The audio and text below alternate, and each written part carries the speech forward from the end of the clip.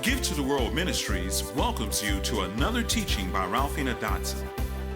Ralphena Dotson is well qualified to share the message you're about to hear as she lives the principles she teaches daily. As you listen, we trust this message will encourage you, help you grow, and develop into maturity as a believer in the kingdom of God. The word you don't know is the word that cannot help you, and the word that doesn't take root can never bring a harvest. Let this message take root in the ground of your heart as you listen to it over and over and take notes.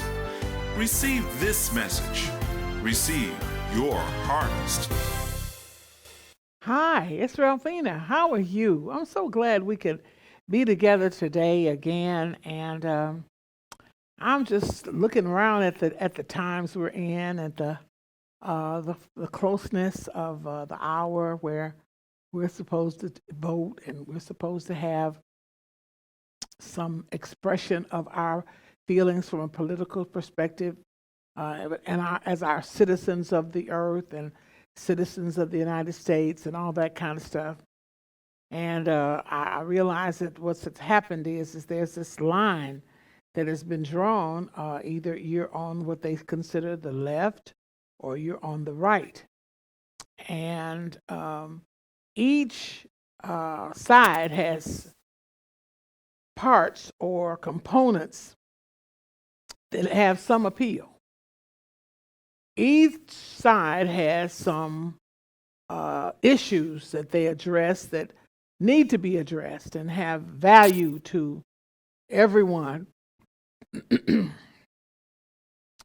But because I'm in a place where I understand that this earth is made, it's made in the likeness of our God. He made it for us. He had an intention for us, and there are agendas and plans and tactics and ploys and works that the enemy has put in, and he has drawn people who see things from a social, economic, political perspective to one side, it seems, more than the other. So the left seems to have more characteristics of ungodliness. I mean, things that God would never sanction. They believe that it's right, and they believe that it gives them some power and some say-so over their lives and over how things should be run. And so I read this article, and I thought that it was very, very, very accurate. It says, everything the left touches, it ruins.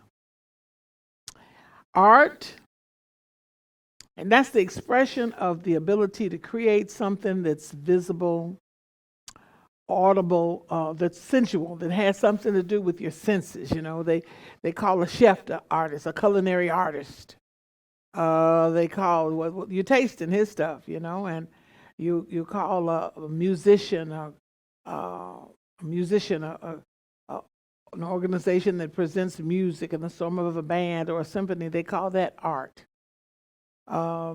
They call style that the people wear, the fashion industry calls it artistry, fashion artistry. They call the picture, the visuals, the sculptings, the paintings, the drawings, the visual things that you see, they refer to it as art. Now, something that just happened, which was very disturbing to me and very discouraging to me, was our government just supposedly gave licensure to the Satanic Church to call themselves an art form and a religion. And because they have claimed themselves to be an art form, then they can't be denied, because art is something, you know, that's subjective. It's just whatever you think it ought to be and however you like it and whatever you, and the concept of it is that it's untouchable because it's now considered a religion. And since religion has been protected under the law, it now seeks protection under the law and has been granted it. So here we are.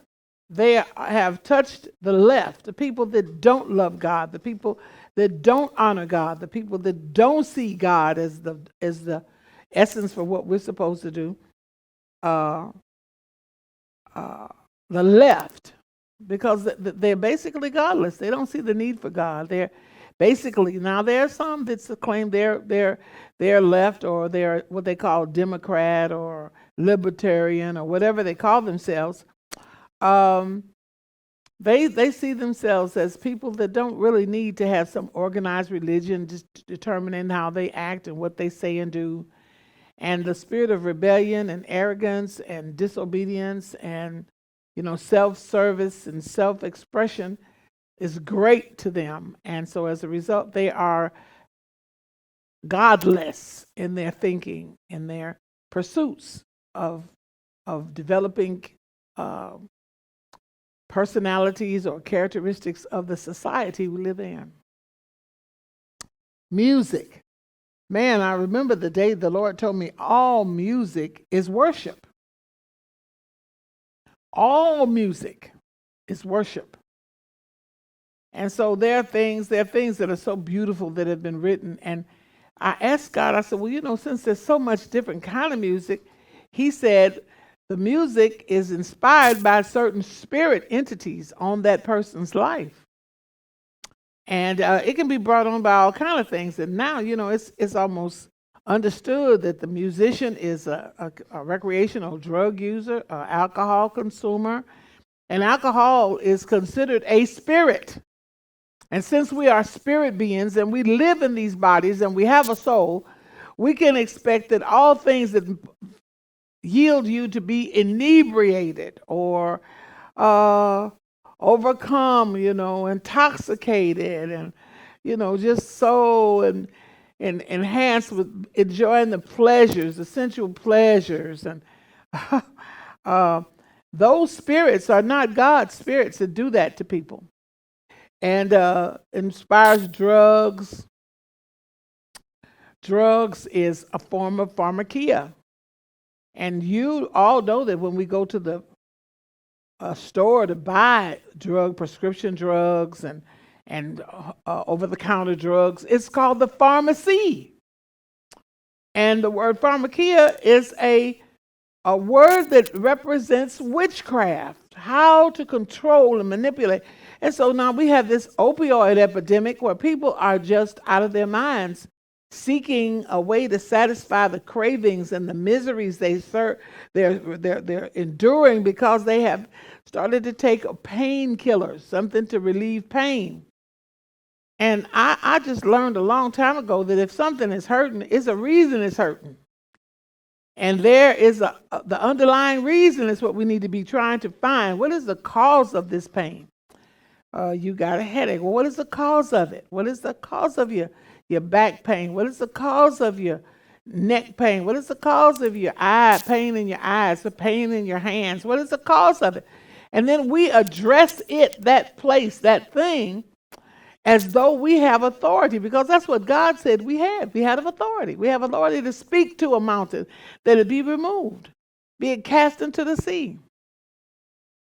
I went to speak in a place about a month and a half ago, and I had this thing that popped up on my neck like a grape. And it was just a little thing, about the size of a green pea. It was just very small. And it was so sore. It caused me so much misery in my neck. When I turned my neck, it hurt. And I tried to wear a necklace, but the necklace hurt. And my blouse collar hurt. And it was a striking, horrible pain, a tearing pain. This little grape-like thing, it was kind of blowing up, kind of round like a grape. And so while I was praying for the other people, I asked two ladies to agree with me, and we put their hand on my hand, and I laid my hand on it, and I said, I speak death to you. You're going to cease and desist your maneuvers over my life. I'm going to kill you with my words.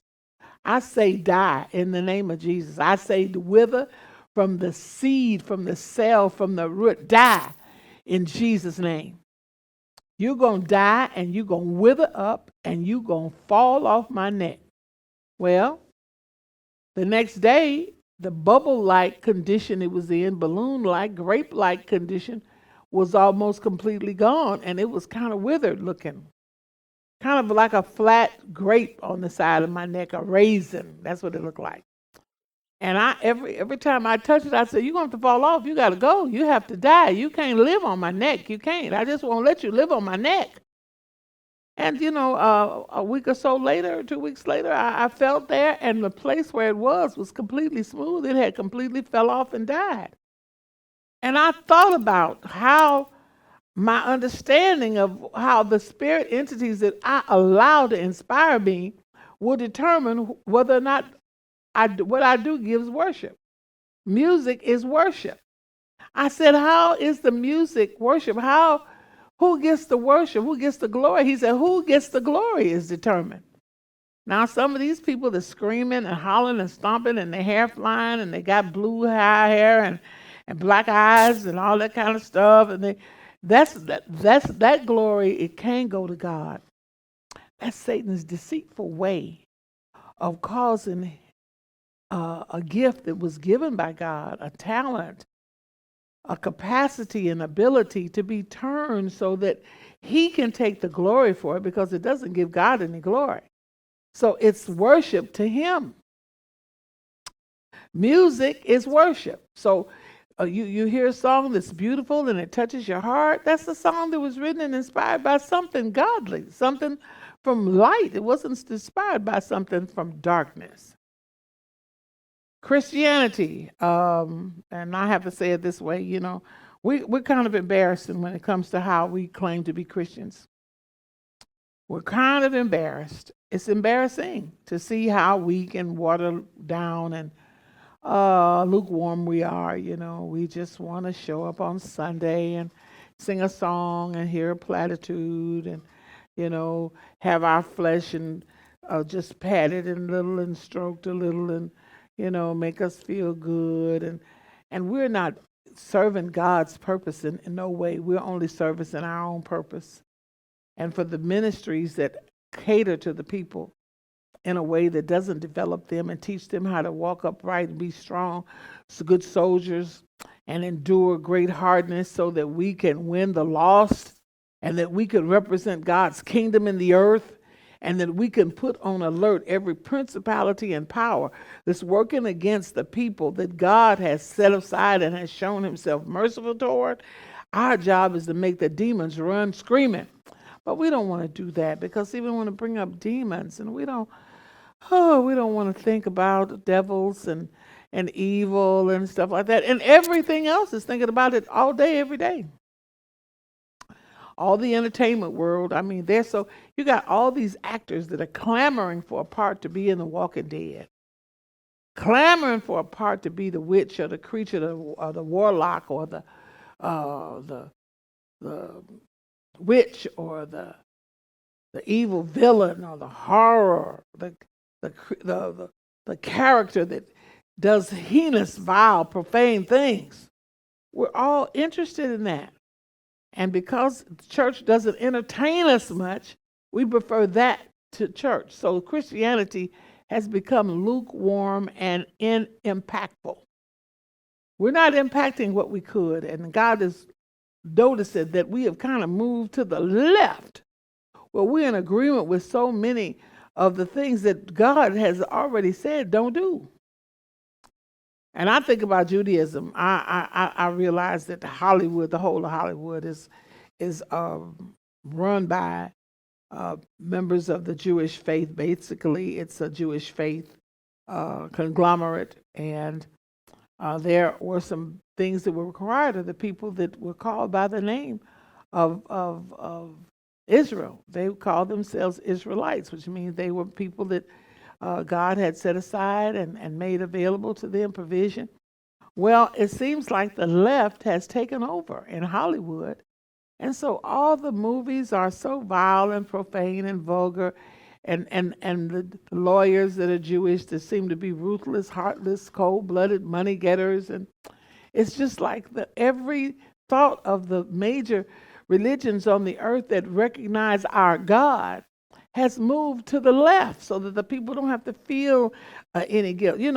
Race relations. How did we find ourselves in a condition where we are basing our our faith in God and our walk with God on race relations. We have drawn a line in the sand. If you're not this, then I'm not for you. And as a matter of fact, I even hate you, and I feel hating you is a good thing. But I claim to be a Christian. I claim to love God. Well, we've crucified Christ over and over and over again by claiming that he's a certain color. I remember I heard a joke years ago.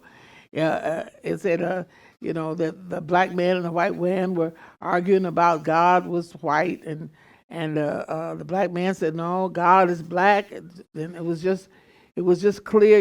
He came out of Africa, the Nile River, and all the Eden was there, and God made, and the white man said, and God said, that he would honor this and that, and so they argued about whether God was black or white. And so both of them died. And when they went to the pearly gates and St. Peter opened the door and Jesus was standing there, he said, "Hola." So both of them were wrong. Jesus was Hispanic. He was speaking Spanish to him. And so I know without a doubt we have allowed the things of this world to taint us and turn us and twist us so that we don't look like God. We've taken the left side because it sounds fair or good on this side. It's compassionate, it seems, on this side. And we've drawn a line, and on the right side we want to be supposedly want to be right, but we're hypocritical, and we're so unforgiving and so judgmental and so hard and so insensitive sometimes. And it's a wrong posture to be in. But it seems like the farther left it goes, the more godless it becomes. Male and female relationships. There is a plan and a plot so that there is, they have things right now where they are telling children that you are not male or female. You're not a boy or a girl. You are not a boy. I don't care what your mother says. You're not a boy. You can be whatever you want to be. If you want to be a girl today, you can be a girl here. So we got the National Education Association encouraging this perversion and this deception in the concept of whether a child is male or female, and they want to take charge, and they have gotten laws passed so that they can defend this twisted, perverse, ungodly concept of teaching and thinking in the minds of our children. The left think this is a great idea. They think it's a wonderful idea. They think it's fair. Universities, high schools, elementary schools, middle schools, all of them have doctrinal teachings now that have become curriculum. They have books that have been accepted as texts. They have philosophies that they're teaching, and people who live these perverse lifestyles that defend it, and your child being gone to that place every day, and they hear this stuff every day, and they see the things that makes it seem so unfair. They've leaned to the left. So you got a child that's raised in a household that trusts in the Lord Jesus Christ, goes to school and comes back and argues with his parents that there's a such thing as a boy and a girl, because they were told that in school. And since you sent them to the school and you tell them every day, obey the teacher and listen to what the teacher says and learn what the teacher teaches you, they come back in opposition to your concept of what's right and wrong and what's good or what's bad or what's evil or what's not. So our universities and our high schools and our elementary schools and our middle schools are culprits. They are breeding grounds for godless thinking. They don't tell a child that's bad to do things. They don't put a red mark on a paper anymore and say you didn't spell this right. They say, "Oh, this is acceptable." It's not acceptable if your child can't spell. You don't want to correct their errors in spelling. You don't want to correct their errors in grammar. You don't want to teach them mathematical skills. So Algebra 2 is gone. You don't want them to learn how to do certain things because it's so much easier. You can control someone's growth, progress, and future if you have determined what they are allowed to know and understand, and you do it from an ethical, professional level, the school. the left has taken over the television. You know, television is a form of entertainment and relaxation, but the word entertainment means being to be detained for entry. And so here we get late night comedy. Oh, they say anything, do anything, and here come the stars out dressed all fabulous, and they're so beautiful and gorgeous, and they got stylists to dress them in hair, dressers to do their hair, and makeup artists to make up their face, and they're just coming out looking fabulous, and they say this most horrible, vulgar, insensitive, chaotic, godless things. And because they're sitting there looking pretty and gorgeous and beautiful, we take that as something that we should acknowledge and uh, revere. We think we ought to think something of them because they're on TV. And many of them are intoxicated and inebriated and on TV while they're doing all this stuff. Many of them have all kinds of twisted relationships. They're confused about who they are. Oh, it's so much stuff. And because they are on television and because somebody's giving them a teleprompter with some words to say, some kind of way to work those in, or giving them a script to read, and you see them and they look so sincere and they say such sensitive words, but the background of their life is they're just horrible people and vulgar people and profane people. But we see them as such beautiful people, and she's so handsome and she's so cute, and oh, she's built so beautiful and he's got such pecs, and oh, they're so daring and they say just anything and they just kiss and hug, and we're so stupid, we think it's great. But that's the left saying, hey, let's pull them farther and farther. Who is the actual magnet that's pulling them? Satan is way down the line. They think it's all the right here, the producer and the writer. But back, generations back, levels back. It's all a plan of Satan to pull things from where it's in agreement with God to where it's away from God. Farther and farther away from God. So that everything looks like it's his idea, not God's idea. People don't want to talk about sin. They don't mention it. They don't bring it up. Oh, God, the late night comedy people, they are just horrible. And all they do is talk about people, talk about people, talk about people. When I first met my husband years ago, he said, you know, shallow, small-minded, primitive or elementary thinkers talk about people. People that are intermediate in their growth process talk about things. And people that have access to the ability to see the need to make a difference, they talk about ideas. And I always wanted to talk about the idea of bringing people of God back to God. Bringing people that say they love the Lord to the Lord, and people who don't know the Lord to have a desire to know the Lord. Comedy. God told me one day we're going to stand in judgment for what we've laughed at. We've laughed at some foul, putrid stuff, some vulgar stuff that's terrible. They got an actor that has been given accolades, and he's been touted as the greatest moneymaker in the movie industry, and has said the dirtiest words you can say, MF, over more times than anyone else speaking. And he is looked up to as the example or the goal for actors to want to get to a place where they make what he's made and have the visibility he's got, and have his name, their name be resonant in the minds of the world like his name is. Daytime TV used to be just some news and a few little, but they started back in the 50s with the daytime soap operas. And when I was a kid, you see the I Love Lucy, where Lucille Ball and Desi Arnaz were a married couple that had comical antics on TV. And Lucy slept in one bed, and Desi slept in another bed. Well, you know, after time goes by, this next thing you know, it has progressed to the point where the man and woman sleep in the same bed. And now you see the man and the woman in the bed, and there's no clothes on the people almost. They're just covered over by like a sheet or something.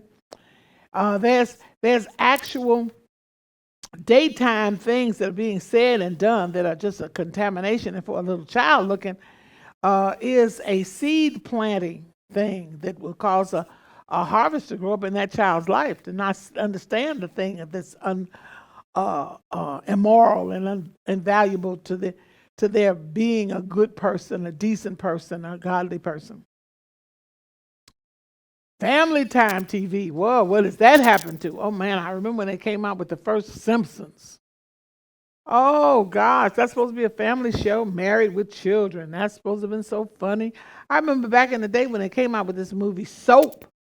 It was a daytime, a nighttime, a Dracula or something, where it was all of a sudden a thing where everybody was vampires was in the movie. And don't think that vampires is something that's insensitive. A vampire is a real serious thing. There are people who are deliberately putting forth a concerted effort to manifest vampirism. I have a friend that was a dentist that went to a convention years ago, and he told me that one of the seminars was for dentists to come and learn how to install fangs in people's mouths. And you know, they have people with fangs. I mean, real fangs. They have them put in their mouth. People have the real horns that they have put in their skull and their skin. And I mean, it's like we have allowed the entertainment world and the world of the visible that's put upon us, because everywhere we go, you see this stuff. The talk shows. My God, that's so TV. Family time has been destroyed. Movies have been destroyed. Movies, you know, if you go to a movie today and there's not a real almost open sex scene or a scene where there is 1,000 bullet rounds shot, or a car chase where 15 cars that didn't do nothing wrong with nobody get tossed up in the air and destroyed and people get killed, and the superstars are running through the traffic and causing mayhem in the earth because they're doing what they do to start the movie off. If you don't get 90 seconds of just ooh, ooh, wow, wow, wow, ooh, ooh, no matter what, that movie will flop. People don't want to see anything that's not going to entertain them and buzz them and screech their thinking and wow and take them someplace great and surge their nerves and their eyes, and oh, it's just horrible. Sports, man. You know, people go way out for sport. That's a big deal. They're what the people call it, the man cave. They call it the tailgaters and the folks that paint themselves and the folks that travel for miles and miles. I remember a year ago, 2 years ago now. Oh, maybe it was. It's not quite 2 years. It's been over a year.